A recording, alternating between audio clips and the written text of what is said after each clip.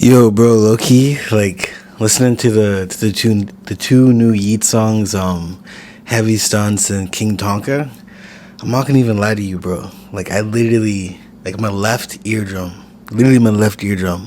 I somehow just blew it, and this is like the third time in literally maybe the last 6 months since like maybe October 2023, where like I literally just shattered like my eardrum. And it always just happens when I just like listen to music super loud in my headphones. You know what I mean? Like I'll still be bumping in the whip super loud too.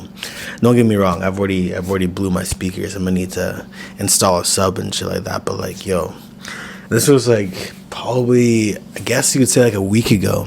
Especially King Tonka, like King Tonka by Yeat, goes super dumb, goes super hard.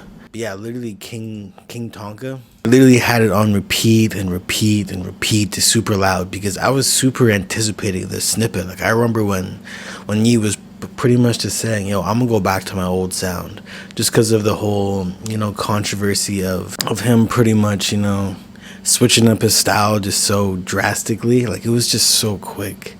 You know what I mean? The 2093, the futuristic sound, compared to the Two Alive era. And obviously there's been a few different eras in between.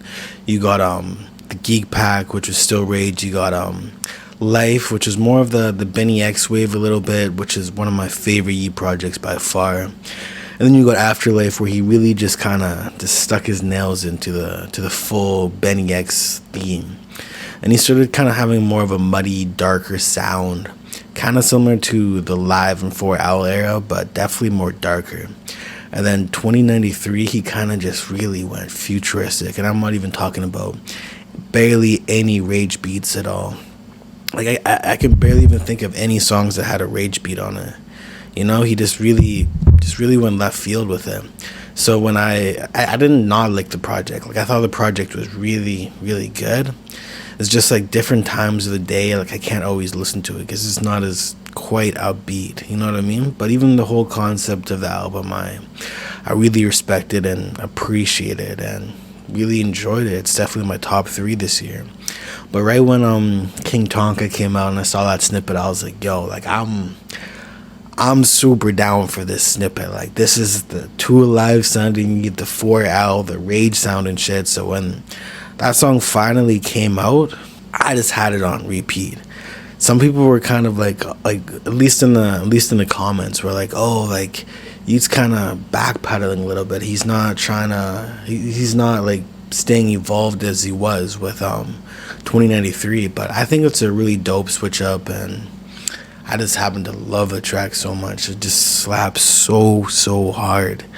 And yeah, anyways, I ended up blowing my eardrum, so this side of my ear just definitely hurts when listening to music super loud and sounds a little bit distorted at times. But like when it's your favorite artist, I sometimes feel like it's worth it. You know what I mean?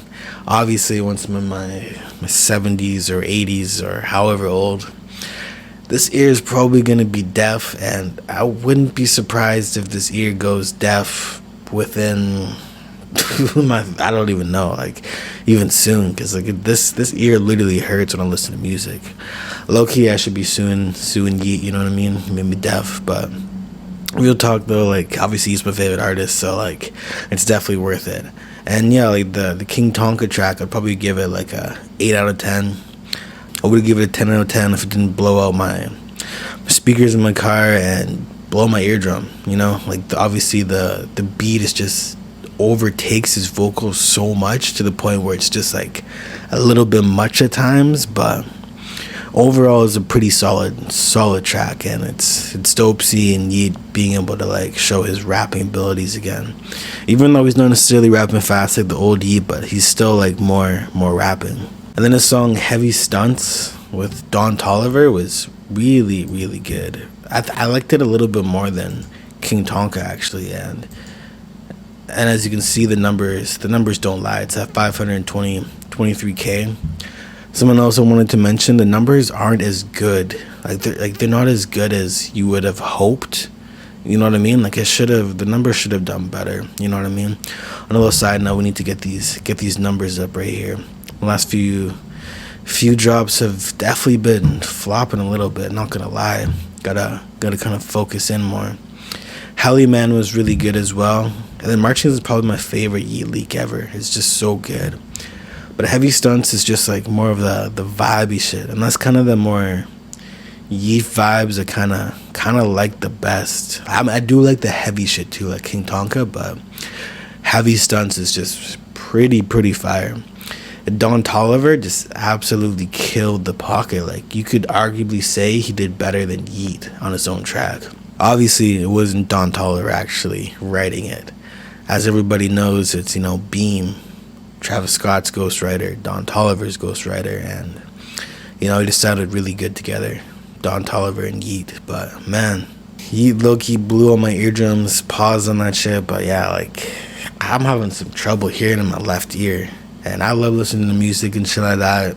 I obviously just gotta be a little bit more consciously aware on how loud I listen to music, because he literally blew my car speakers and my eardrum. You know what I mean? I get carried away when it comes to music, because music is just like, it just brings the vibe to everyday life, every single situation. And, it just brings memories to different situations in life, if it's good, bad, lust, all that shit. So I just love music, but I just gotta be careful next time on how loud I literally play the music,